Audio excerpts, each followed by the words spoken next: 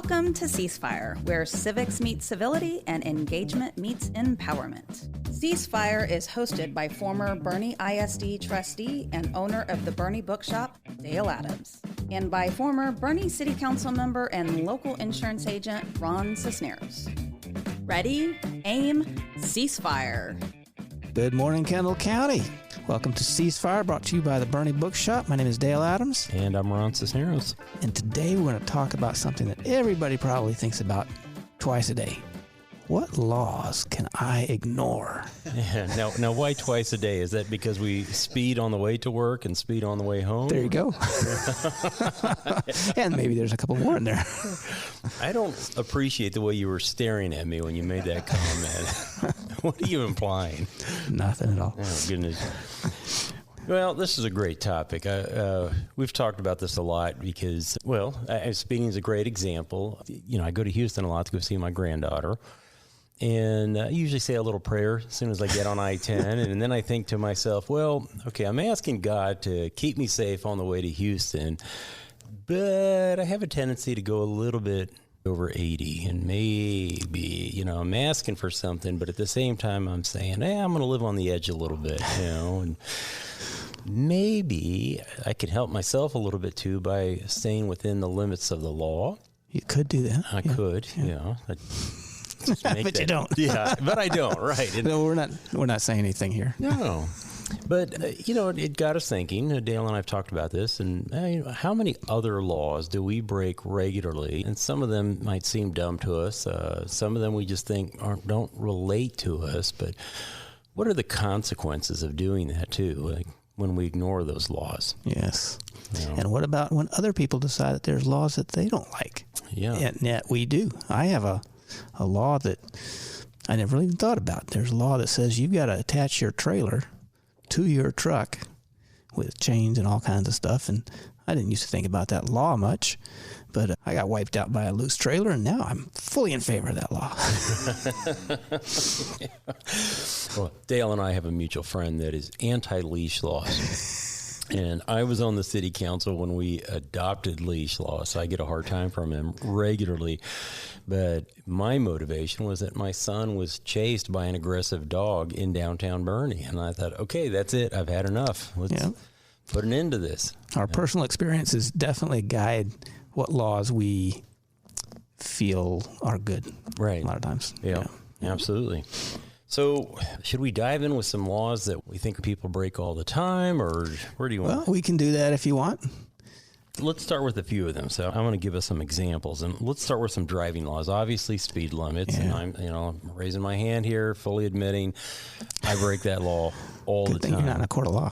Yeah. Just be careful about admitting all this stuff here on this show. Yeah, but I haven't been caught yet, all right? I mean, that's the first part. Now they're going to watch you.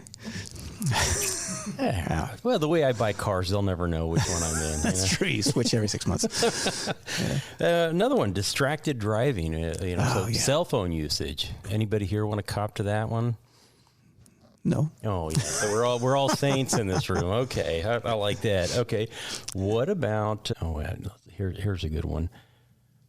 This is not a driving law, but who here is in violation of watering on the days that they're not supposed to water? You're in the county. I'm in the county. You're in the county, yeah. I don't. I'm very obedient about that. That's one. good to hear. Yeah. That's good to hear. I could call some people out in Regent Park if I wanted to. There's one that we see here downtown in Bernie quite a lot, jaywalking. Yeah, that's a good one. Yeah.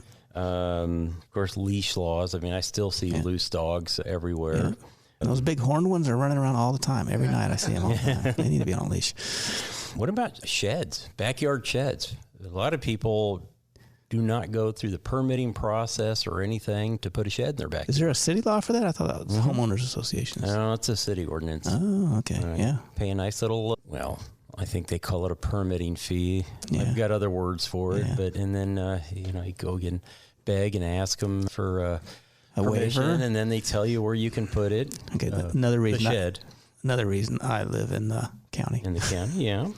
And I'm going to talk about waivers a little bit later because I got something about them too.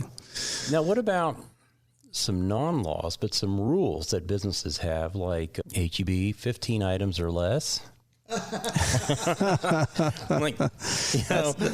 Yeah. Have you thought about that when you're sitting there and all the lines are a mile long and you've got 17 items in your cart and you start thinking, well, what's an extra 2, right? Yeah, I've done that a couple times. What about the no pets except service animals? I see that. I see a lot of small teacup and small little dogs and shopping carts that are obviously not service animals. Yeah, I have farm dogs. I don't take them anywhere. No. Yeah. I have small pups, but I don't take mine anywhere. Oh, don't you? Yeah. No, I'm anti that. If I did, there's only one that would ever make it out of the house. Brownie's the queen, isn't she? But she is. She's the best dog ever. So what happens when we have a disregard for laws or rules? I think there's a self-centeredness in that, a selfishness. And I'm telling everybody right now, I'm confessing to my speeding.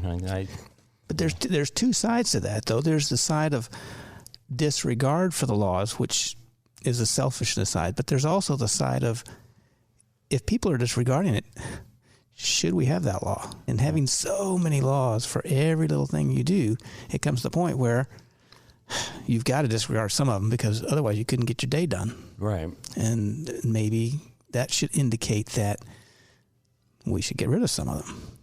Well, we've talked about that before on the show, about silly laws, and we've talked about, how it's very easy for the average American to commit a felony without even realizing it because there are too many laws. Yeah.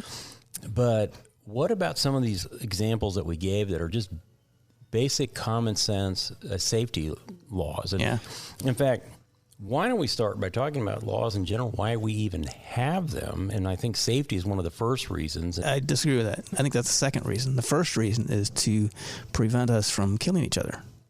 So laws started out to control people so that other people could get on with their lives, not so that anybody was particularly safe.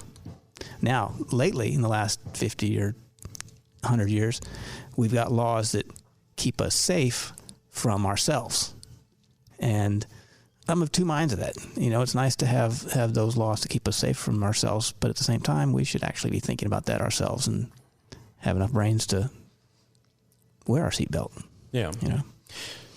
So at a basic level, we have the laws because we want to maintain some sense of order, right? Right. And so then I guess every day you get out of bed and you're trying to decide, without even really thinking about it, how much order you want in your life.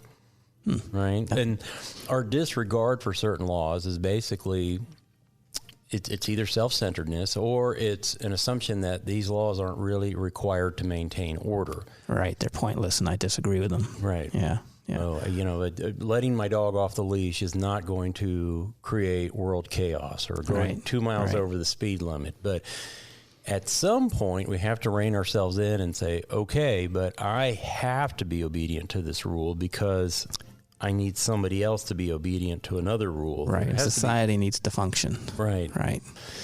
And I think that's the difficult thing to get past is, well, I really want to get to Houston in under 4.5 hours, and it's not, look, it's a Jeep Wrangler. It's not my old Hellcat. It's not going very fast, right? It's just a smidge over the speed limit, just a touch, right? Yeah. But when is it too much? That's a good question because I think that's different for everybody. A lot of people have a higher tolerance for risk, and a lot of people have a more free spirit and want to just be able to let themselves go. So I think, for me personally, I think laws need to focus on how the society is functional. So I do agree with speed limit laws and stop sign laws and telling everybody to drive on the right side of the road so that we can actually all drive. Right. The seatbelt laws, even though I always wear a seatbelt, my family always wore a seatbelt, I'm not so sure we need to have that law because that's protecting a person from themselves. So I sort of draw the line at making society functional, but not necessarily protecting everybody from themselves. Protect them from other people, but not from themselves. With children, I do agree with seatbelt laws for children because you're protecting them from their parent and they can't actually make their own decisions. Yeah. So when my brother and I were learning to drive, my dad, and this was before we had mandatory seatbelt laws, one of the conditions of us being able to use the car that he purchased for us was that we had to use our seatbelt. Mm-hmm. And if he ever caught us without a seatbelt, that would be the end of using the car. Yeah. And so that habit was developed early on. And so when seatbelt laws became the law of the land, I didn't think much about it. I was very much libertarian back then in those days. So I thought, well, they shouldn't tell us what to do, but I was already doing it. Right. And it had no effect on you, really. Yeah. And so, but that was instruction from my parents. So I see where you're coming from. I agree with you, but let me throw something out there. Being an insurance guy, what about the cost that uninsured people might bring to society because they don't wear their seatbelt or they don't wear a helmet when they ride a motorcycle? That's a good point. I do think our insurance laws or the way our insurance is done can account for individual responsibility. Mm-hmm. So, like, take helmet loss. I mean, if somebody gets wiped out and they're done for, does that affect my insurance? It shouldn't. Right now it probably does because they spread everything around. Right. I think there's ways to structure your insurance. But honestly, I mean, I think it's sort of a rabbit hole because they're not going to drop any of those laws. Not likely. Not anytime soon. Yeah. Okay, well, let's take a quick break. Because we have a hard rule. Yes. Got it. Yes, no more rules down on us. Yeah. Okay, so we'll be right back. This is Ceasefire with Dale and Ron.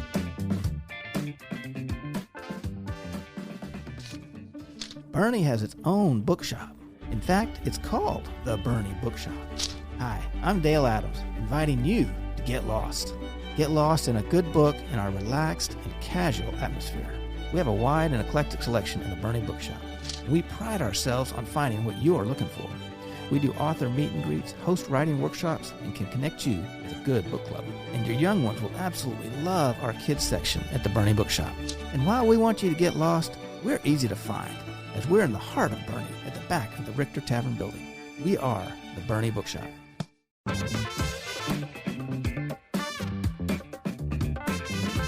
Welcome back to Ceasefire with Dale and Ron, and today we are actually broadcasting from the bookshop. So if you were to hop down here 3 weeks ago, you'd see us. All right, Dale, let me throw something at you. So I'm going to bring up a little scripture here for you, and this is from James 2:10. For whoever keeps the whole law and yet stumbles at just one point is guilty of breaking all of it.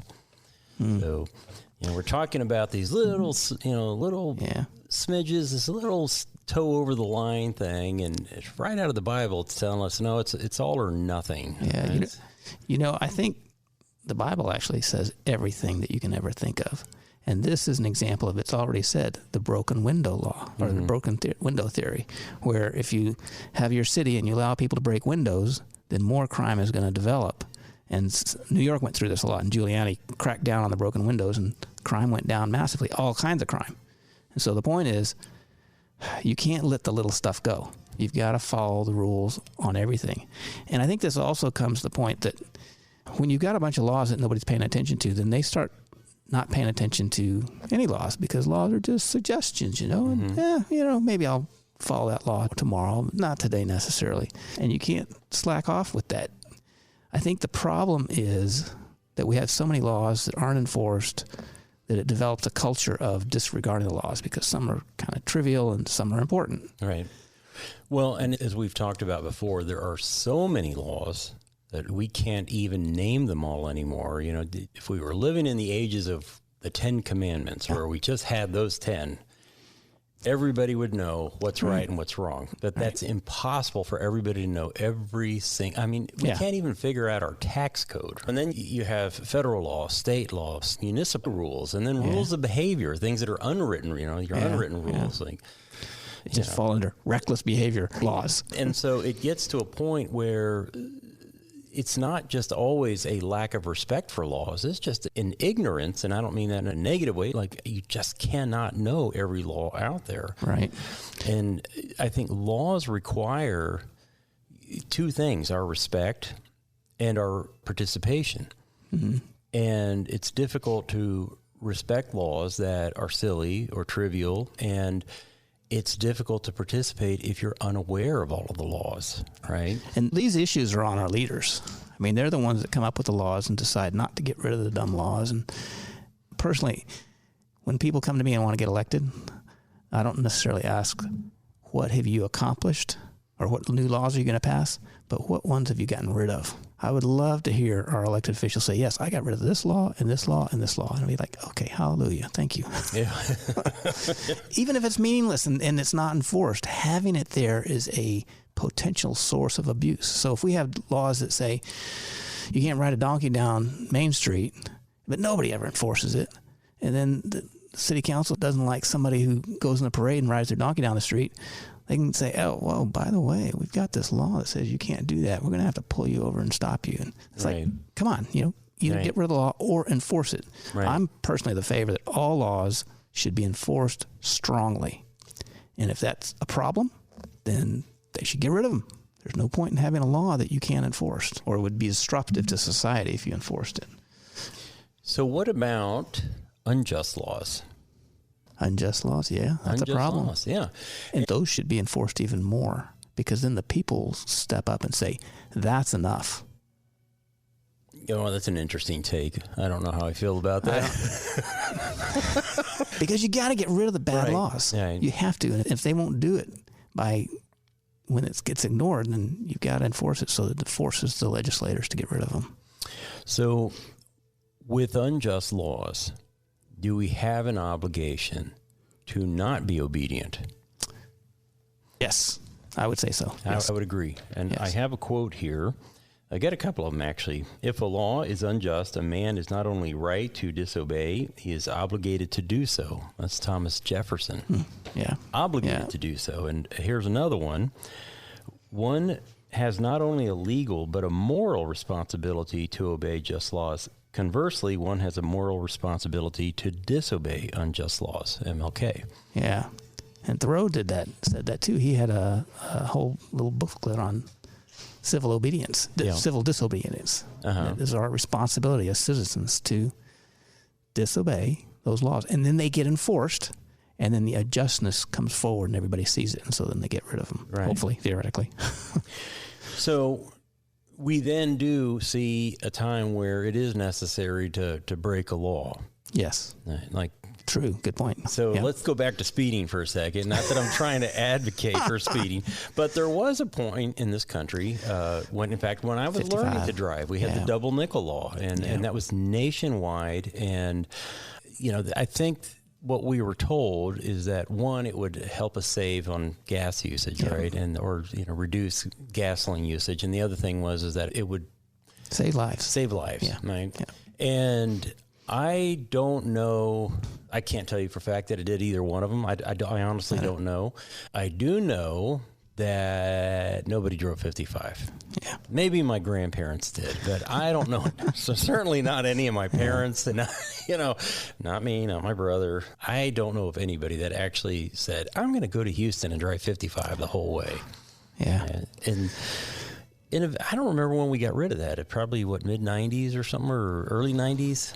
Yeah, that sounds right. I'm not sure. Yeah. That's one of those dumb laws. Yeah. And took a long time to get rid of. Took a very long time to get rid of. Now, took a song. Yeah, you're right. Baron, can you cue that up?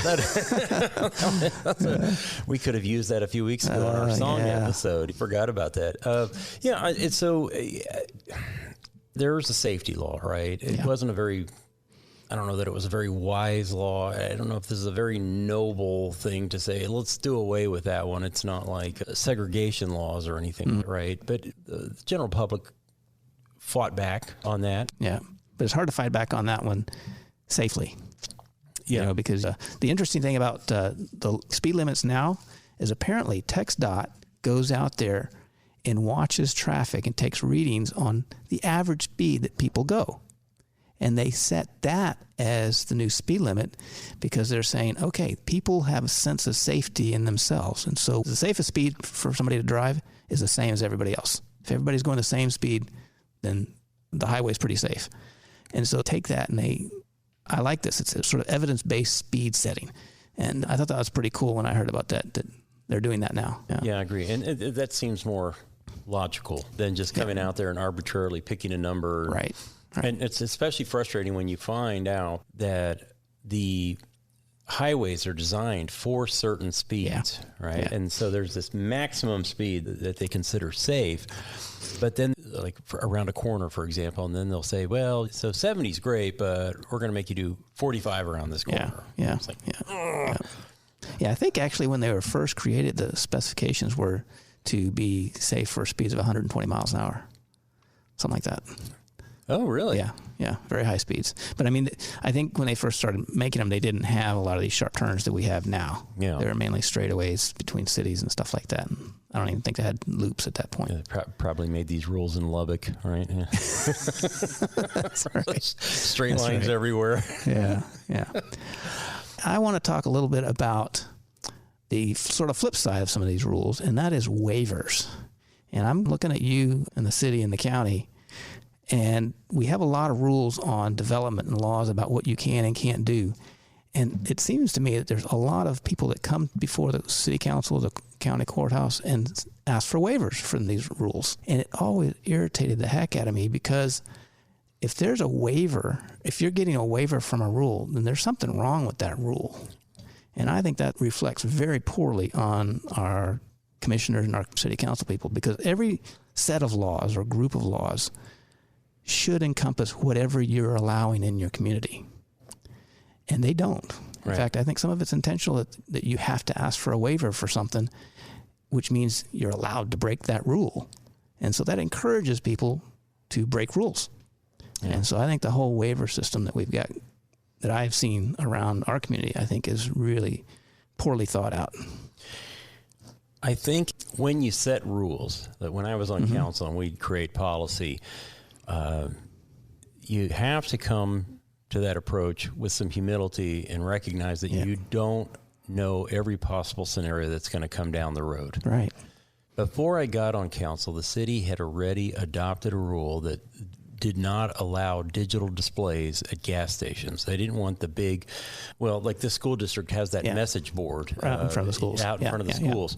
And it's very easy to change the message. And there are a lot of bright LEDs.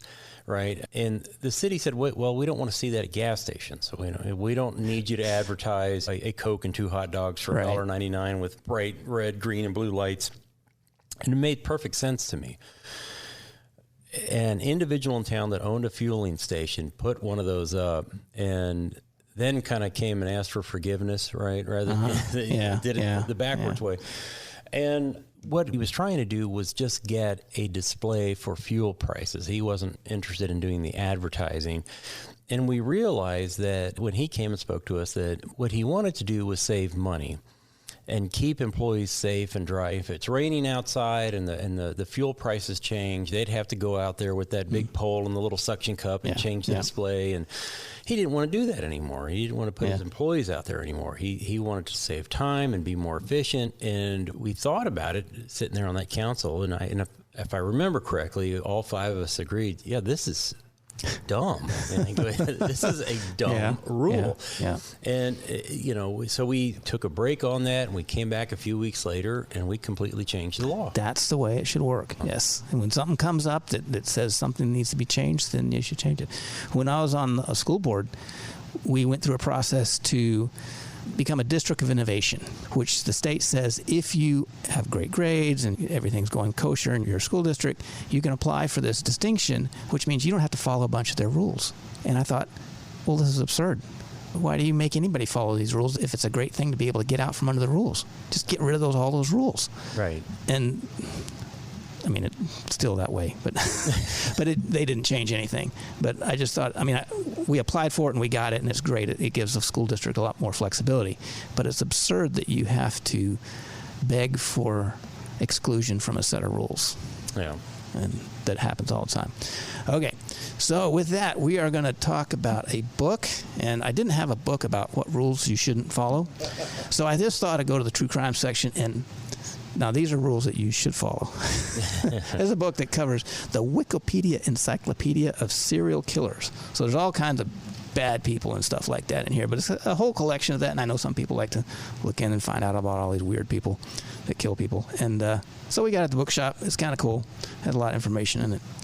So that would have been great to bring up for like our Halloween week. Oh yeah, show. I guess I could have done that. Yeah. We're now in December, Dale. Maybe some lighthearted, joyful, merry stuff would be. We're talking about laws and crimes and stuff, and I thought, okay, we'll go all the way down to the end of the row there on that. All right, serial killers. I thought we had a family show here. I'd like to remind everybody too that tonight, 6 p.m., Winox Parade. Be there, be square. So. Our little community service tip, because Barron likes doing things like that because he has rules. We got to follow his rules. Okay, well, thank you. And if you missed any of this, you could always come to BernieRadio.com and listen to our podcast for this show or any of the other shows. And we will see you next week.